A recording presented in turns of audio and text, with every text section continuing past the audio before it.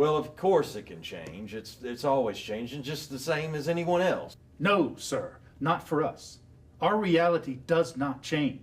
It can't. It is forever fixed. And our unchanging reality should make you shudder when you approach us. You know, I would like to know when this has been done before, when a character darts out and explains this part to everyone. I would just like to know when this has been done, because I've just never seen it. You have never seen such a case as this, sir, because an author usually hides the labor of his creation. Once a character has been born, the author merely follows them in actions, in words, and in the plots they suggest.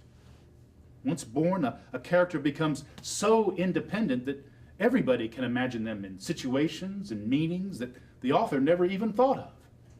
Well, I know this. Well, then why marvel at us, sir? Imagine such a misfortune for characters as I have described to you. Born out of an author's fantasy, yet the author refuses to give them life. The characters, still living, but without life. What are they to do to persuade their author to give them their stage life? I tried. She. And she. Yes, it's true.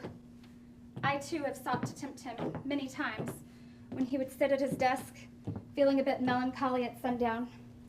He would sit in his armchair, too lazy to switch on the light, and the shadows that crept into his room were full of our presence coming to tempt him.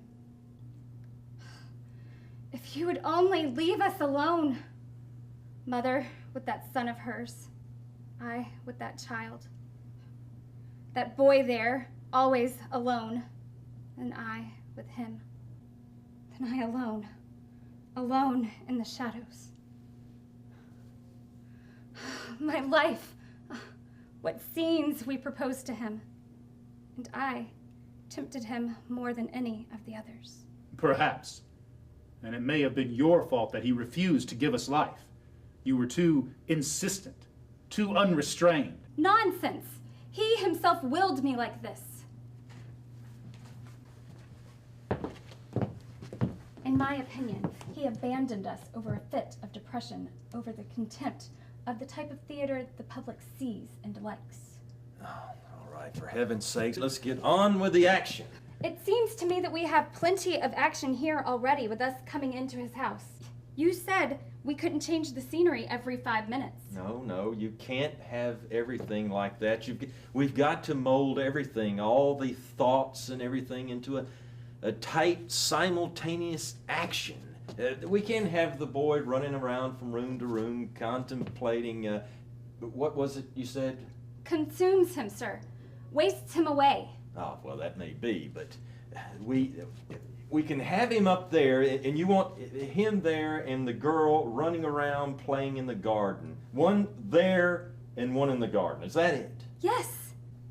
Yes, in the sun. In the sun. That is my only pleasure, to see her happy and carefree in the garden. After the misery and squalor of that horrible room that the four of us slept together in. And I had to sleep next to her. Do you understand? With my poisoned body. And she would hold fast to me with her loving little arms.